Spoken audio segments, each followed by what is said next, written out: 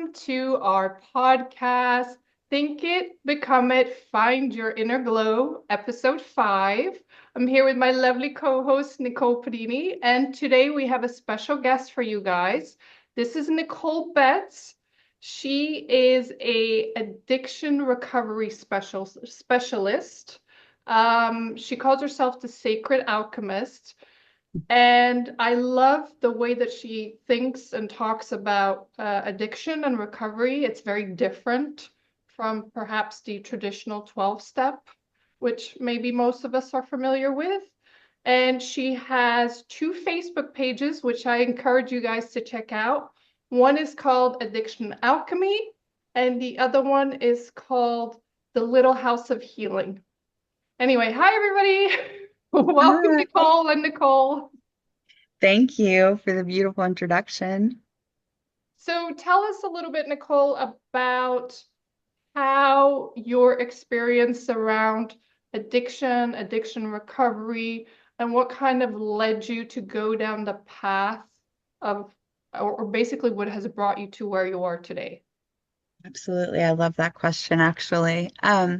So throughout my life, I struggled a lot with unhealed trauma. Well, in my late teens and early 20s, I started having panic attacks. I didn't really, back then, I was born in 1981. So Oh, me too. medications. Oh, cool. Okay. Yeah. So like medications and all that stuff, they weren't a thing, being diagnosed with things, it just wasn't a thing. It wasn't common back then. So, um, basically I was put on my first medication at the age of 18. I was in college at the time. And I started drinking a little bit then, partying. But I told myself, oh, this is what college kids do. Um, got into the rave scene for a bit after that. And it was actually when I ran into ecstasy or MDMA was when I really started becoming concerned about myself and started contemplating the fact that I may have an issue because I just looked forward to the weekends and it was like all I thought about all the time. So if you fast forward a little bit, I then met my ex-boyfriend who was a drug dealer. So my life just kind of fell apart from there. Within 6 months of meeting him, I got my first DUI. I dropped out of college. I just kind of fell apart. It was like all the unhealed trauma from my childhood just kind of caught up with me in that as soon as I found something outside of me to sort of numb that, all of that anxiety and all of the uncomfortability in my skin, I absolutely fell in love with it. So, from there, I actually wound up um, using, I found heroin was like the ultimate comfortably numb. So I, sort of hit the ground running with that. And after about a year and a half, almost 2 years, I started to seek help for my addiction and wound up going to a doctor who prescribed me a boatload of methadone pills. Um, so essentially, that went into me starting at a methadone clinic, which led to going to a methadone clinic every day, basically consumed my life for about 15 years. It actually became my drug of choice because it was legal, it was paid for by my insurance and so on. So I basically wound up finding a way to, although I didn't realize this at the time, I was finding a way to stay high legally, thinking that, well, really, I thought that that's all there really was. And then I did try to get off of the methadone one time, and it was awful. It was awful. I never actually got sick from heroin withdrawal until I started taking methadone pills. So it's just really interesting to me that, a pharmaceutical that's legal was so much more challenging and really got a hold of me more so than street drugs ever did. So I was in and out of rehab, in and out of jail, everything that kind of comes along with that lifestyle. I remember um, doing meetings and always thinking to myself, why is it that I have to identify myself as the life and the things that I'm trying to get away from? But they explained to me, that it's just to remind yourself of where you came from and so on and so forth. And at the time, I'm like, okay, cool. But I remember also between the the rehab and the meetings and basically being told that I was born this way, I have this disease. And on top of that, I was slapped with a slew of different mental health diagnoses, different mental health medications. I just remember feeling so broken, just like I was inherently flawed and I was just born that way. I knew that I had been through a lot. I knew that there was a lot of trauma, but that wasn't really something that was talked about all that often back then, believe it or not. I'm actually kind of shocked sitting here saying it now, but it really wasn't much of a thing. It was more focusing on the fact that you're just an addict, you were born different than everybody else, and yeah, these are. I basically remember feeling like this is all life has for me, like this is it, and I ended up super depressed. I did nothing but sleep all the time. Um, the medications that I was on just kept me so sedated and disconnected from my emotions, and it was just a really dark time. Um, so ultimately what led me to where I'm at now is that I just started feeling like there's got to be something. There's got to be a different way, a better way, something. Because even when I was doing well, the brief periods of time that I um, was off of the majority of the medications, I still remember just feeling like there was just something that all the things that I had done as far as recovery, just like it just wasn't quite getting to something. And I wasn't sure exactly what that something was. And so in 2017 was when I came across a Facebook page and it was called Spiritual Boss Babes. And that's what really opened the door for me. I started just kind of going through, through her page and clicking on other profiles and finding out things about or beginning to learn about Reiki and that um what an empath was and the fact that we are all energy and what I would refer to as like the true nature of reality, that life does not happen to us, it happens for us and through us. um so it's been about 8 or 9 years now. I actually was working in recovery um, for a time, and I thought that it was going to be my dream job. And even though, somewhere inside me, I'm like, there's just got to be something better. And I had started doing Reiki and all those things, and I loved it. And from about a year into that, I started saying, I'm going to create a new program for recovery. I'm going to create a new approach to recovery. And it just, from really early on, that was in the back of my mind, like there has to be a better way. Um, so when I got into the recovery field, the main thing that I noticed was that a lot of people were using rehab as their solution. Rehab is great. It really does serve a purpose in that it gives you the time away to detox, to get away from whatever life it is that you're living for a little while, kind of recalibrate. But the real work truly starts, I feel, when you walk out the doors. And a lot of people, once they would get out the doors, they would go right back to whatever it was that they were doing, or they would have a couple weeks or a couple months and they were right back to what they were doing, because I ultimately feel like that's in the way that they are set up, it kind of feeds into that cycle. Um, so anyways, the other thing that I noticed was that a lot of the people working there, even though they were doing recovery, a lot of them were still very toxic and very just emotionally not okay. I don't know how else to really say it other than that.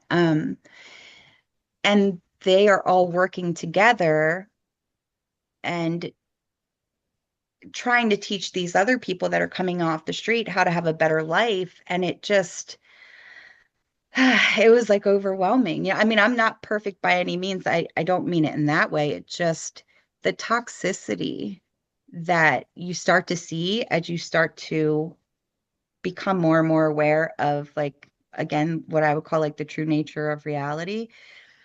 It's it was really interesting, that's for sure. So I did, I'm sorry. Oh, Oh, I I thought, know. I'm so moved. I have goosebumps listening to your story. That's I just needed to like catch my breath a little. Please go ahead, Nicole. This is oh, Such a thank lovely you. story, such a lovely share. yeah, Oh, Thank thank you for being you. so open and yeah. super vulnerable.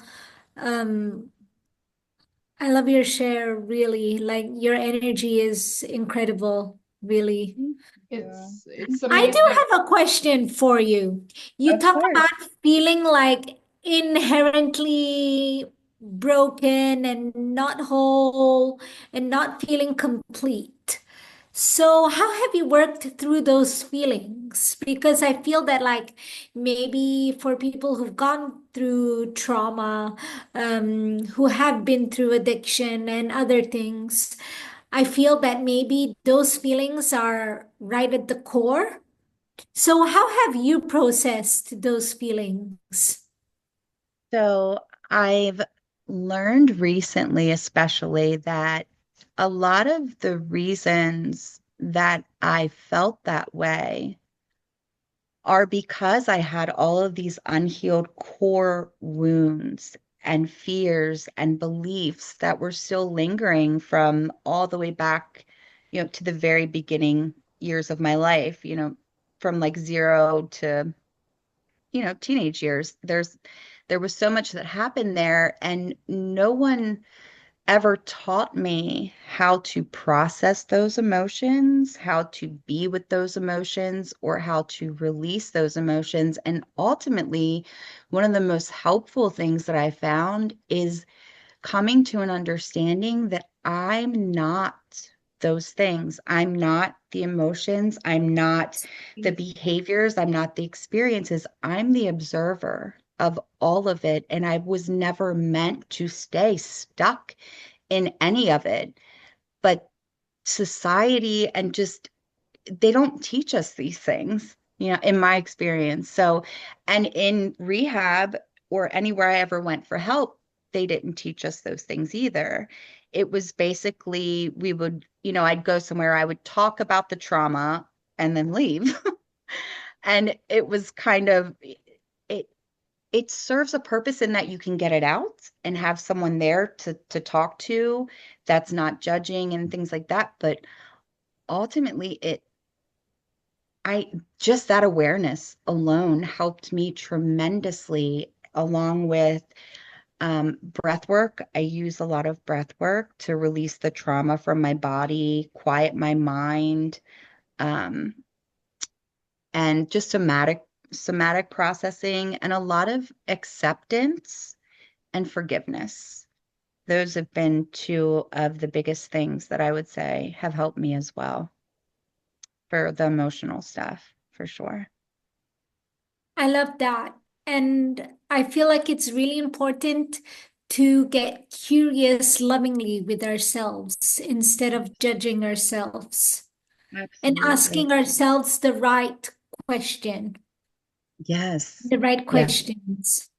Yeah, I absolutely. I agree with Nicole that it's first of all, like she was saying, it's an incredibly powerful and moving story that you're telling, and I echo Nicole's sentiment with thank you for sharing because you have obviously come to a place in your life where you feel like you can help heal other people who are struggling with addiction by being so open and telling your story. But why do you think it's so difficult for people who are struggling with addiction to talk about it? Toxic shame.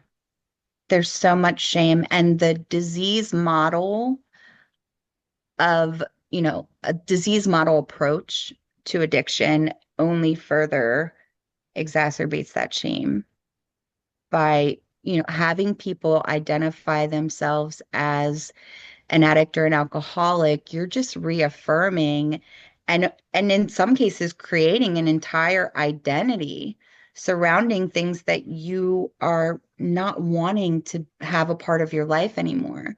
But it's a requirement with some of these 12-step programs. It's literally a requirement as soon as you raise your hand to speak. Hi, I'm so and so, I'm an addict. Hi, I'm so and so, I'm an alcoholic. So when you really start to understand the true nature of reality and the fact that we create everything we experience and we're calling ourselves this, thing every single day, it's really interesting that they chose, um, yeah, to do that or to have people do that. Did that answer your question? I'm so sorry. I kind of It does, trailed off. absolutely. Okay, cool. I think, it's you come from a place of with everything that you have gone through, and it's incredibly, I cannot imagine all the depths of despair that you have felt in your very young life so far. But you come with a wealth and a library of knowledge because you've been there.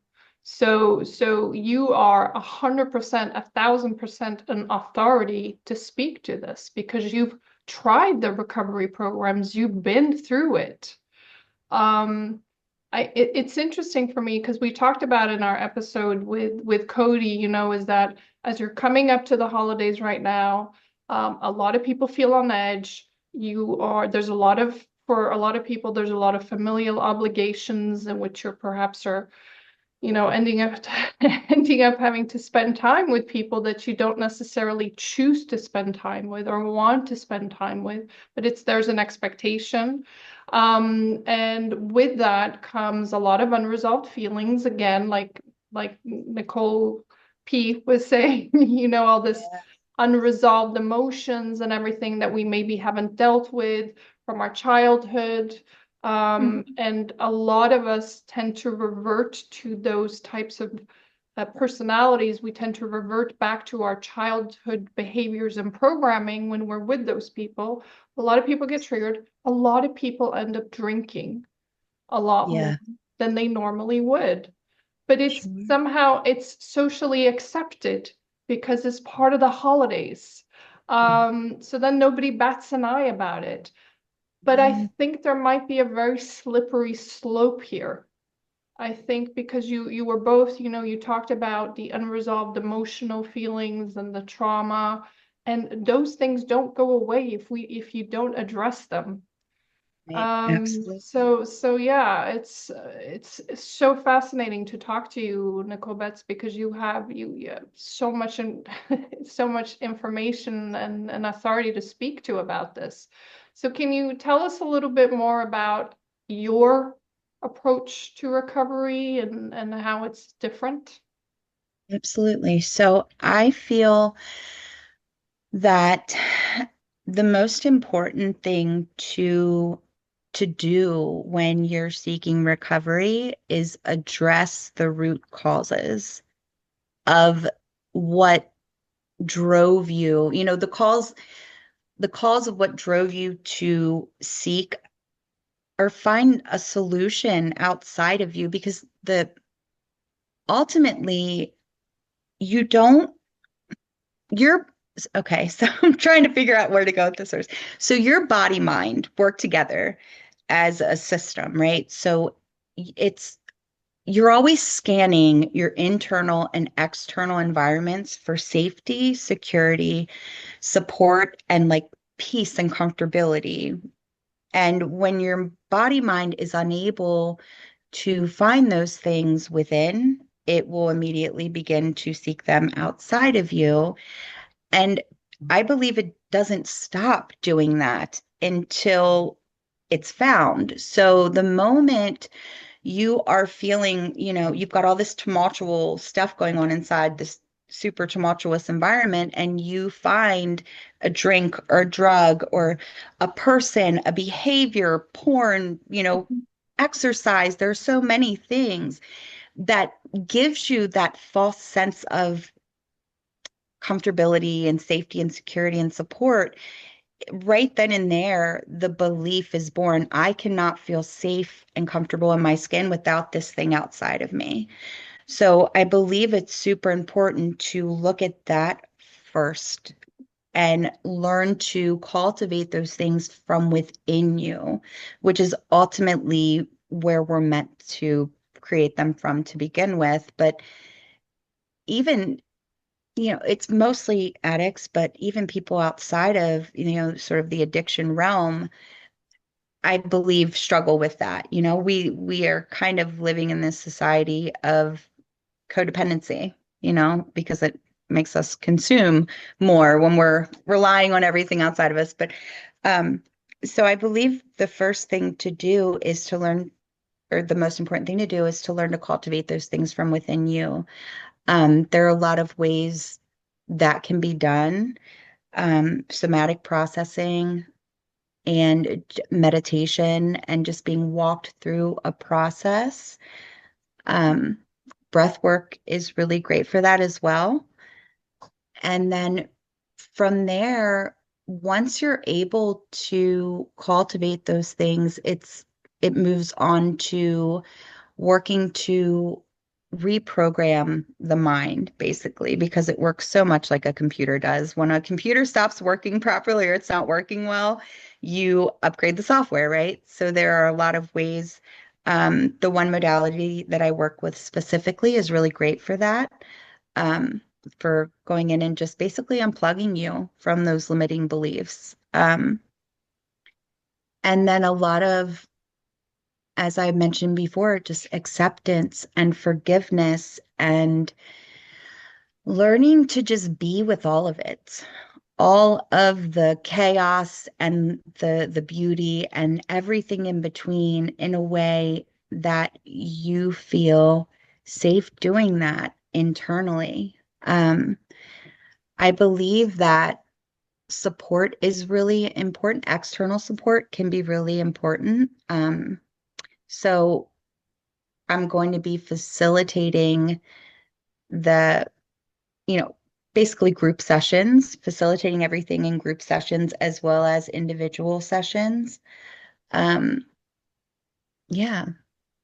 So it's basically just cultivating inner safety, security and support. And then the entire process is what I would say it's teaching people to remember that they are inherently whole, that they're not inherently broken. They never have been.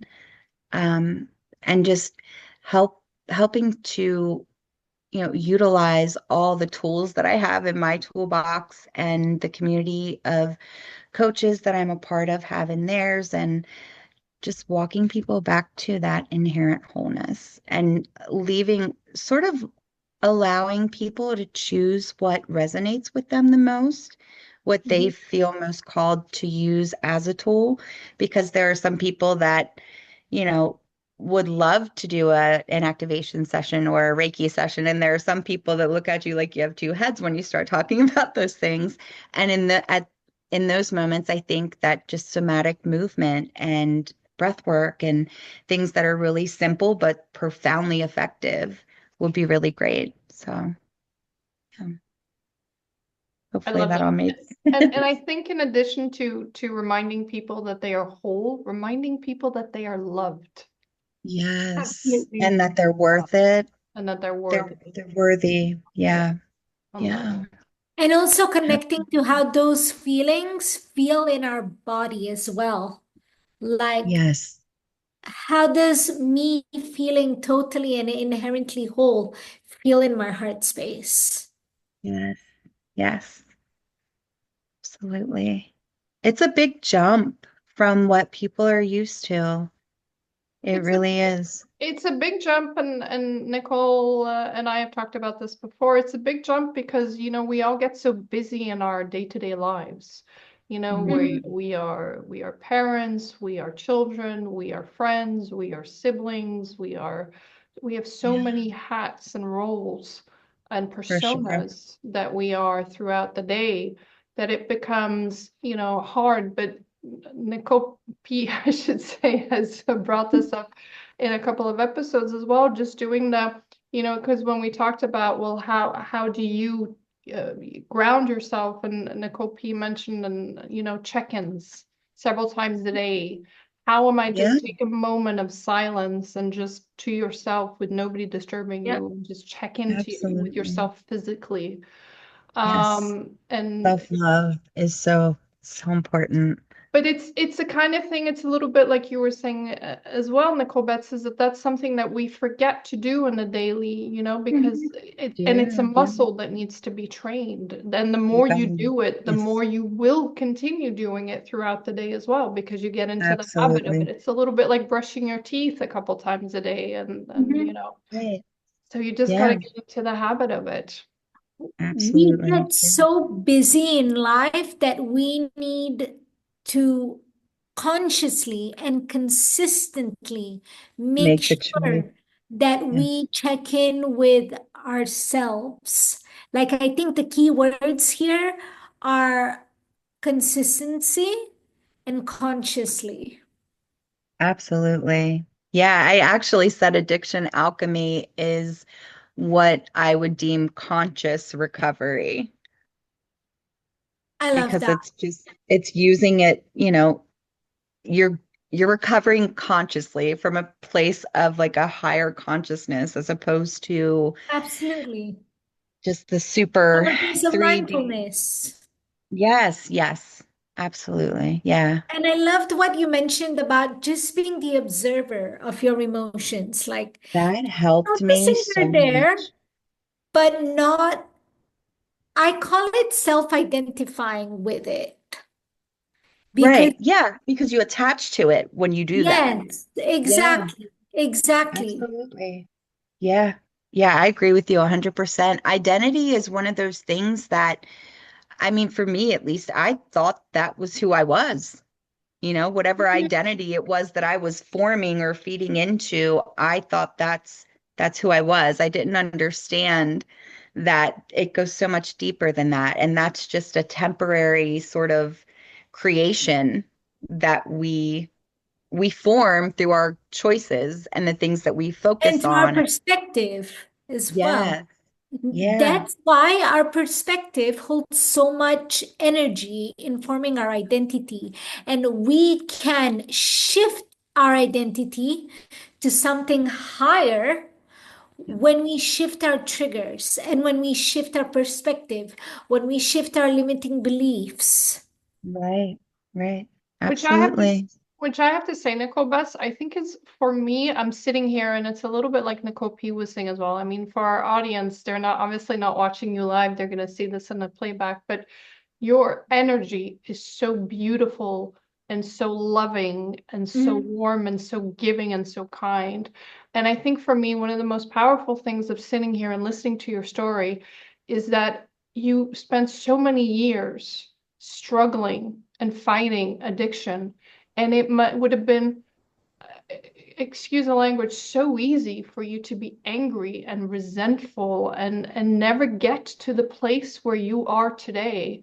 And exactly like Nicole P is talking about shifting your vibration. And obviously, you are on a tremendously operating on a very, very high vibration for you to get to the place where you are today, so full of love and wanting to take your experience to help other people.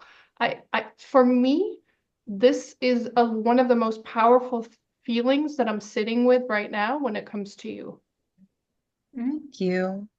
I Thank you so echo her much for the sentiment. acknowledgement. Thank you so much. I really, I've, I'm not even sure how to respond.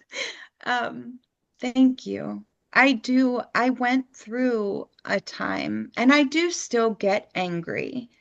I do still get upset that there are still parts of my life and certain days that I'm still dealing with and coping with, the choices that I made in the past still impacting my life. But I think I've learned how to be with them, accept them, and understand that, like it or not, I created them. So I have to be willing to just, ride it out and continue making better choices for myself and know that that's really all you can do. I definitely have my days, but thank you so much. That was beautiful.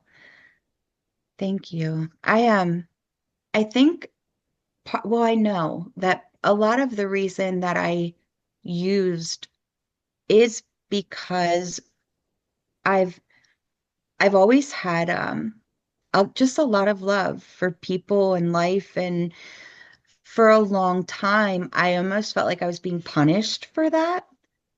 And so for a while there, for years, part of the reason I used drugs was because it numbed me enough that I didn't have to care so much.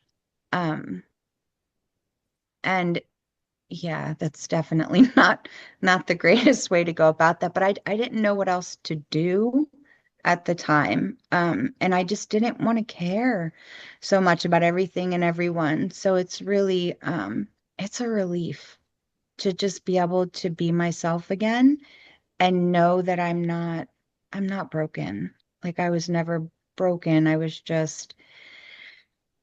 I didn't have another solution at the time, or so I thought. I didn't think that there was another solution for me for a long time. And going to get help didn't help with that part. So I think that's why I'm so passionate and excited to just let people know that there's more. You don't have to walk around and feel like you have to call yourself an addict or an alcoholic and carry all this shame and guilt and all these things, because you're not that.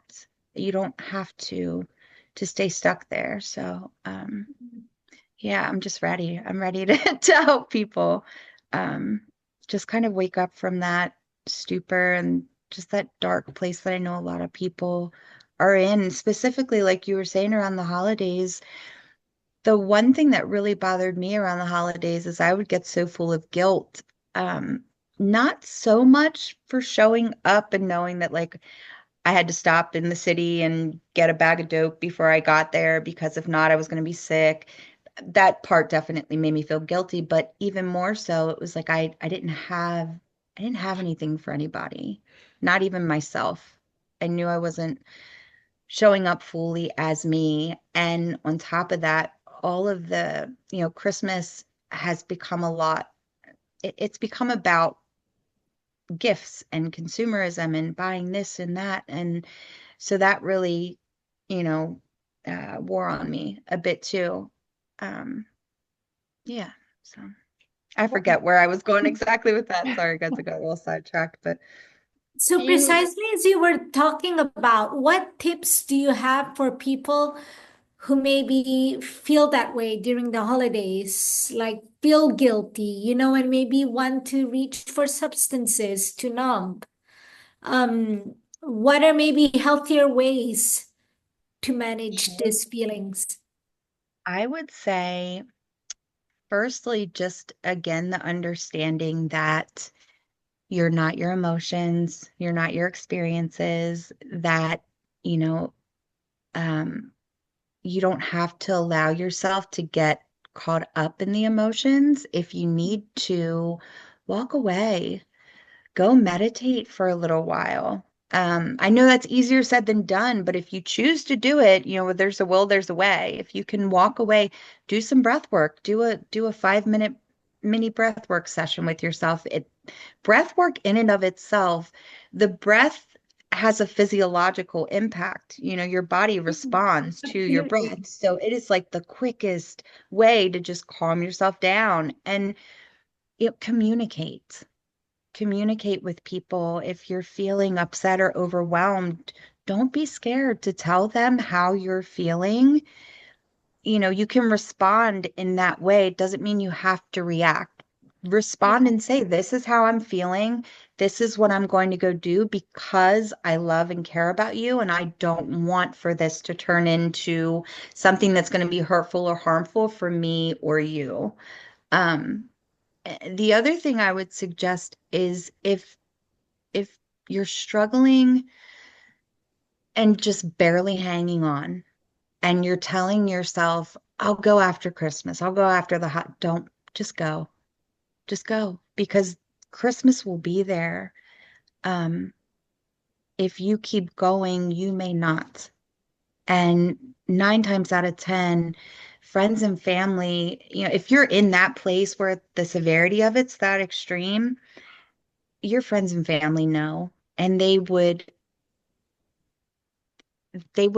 sooner you go get help and do it right then and there than drag it out through the holidays where they're still worried and upset and you're dragging yourself through the mud.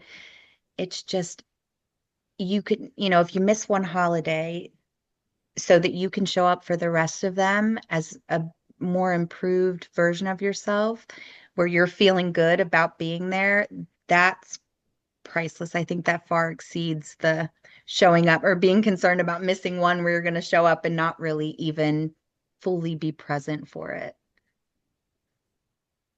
That's Amazing. what I would. Amazing. Very wise words. I think with those very wise words, we're gonna wrap up episode 5 of this podcast. Thank you so much, Nicole Betts, for coming on mine and Nicole P's. I have to keep saying that. Thank you so much for Uh, having me. It was a pleasure. podcast. Thank And you. don't forget to check out Nicole Betts's 2 Facebook pages one is called Addiction Alchemy, the other one is called The Little House of Healing. And Links will be in the description. yes, yes. Oh, cool. Yeah, I'll be launching the full Addiction Alchemy program in January, but I'm happy to, talk and be a support to anybody up until then, and I'm always available for any healing sessions, anything. Just reach out. I'll be there. But I do recommend anybody who is struggling at the right now or ever to join Nicole Betts Facebook pages. She posts lots of little tips and tidbits, and it's really, really good reading and interesting to read.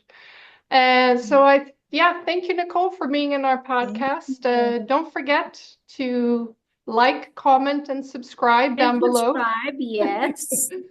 And we will see you soon for another podcast. And All right. say bye to everybody, Nicole. Bye, everyone. Bye. And thank you all for being our guest. Hello. Thank you. Thank you so much.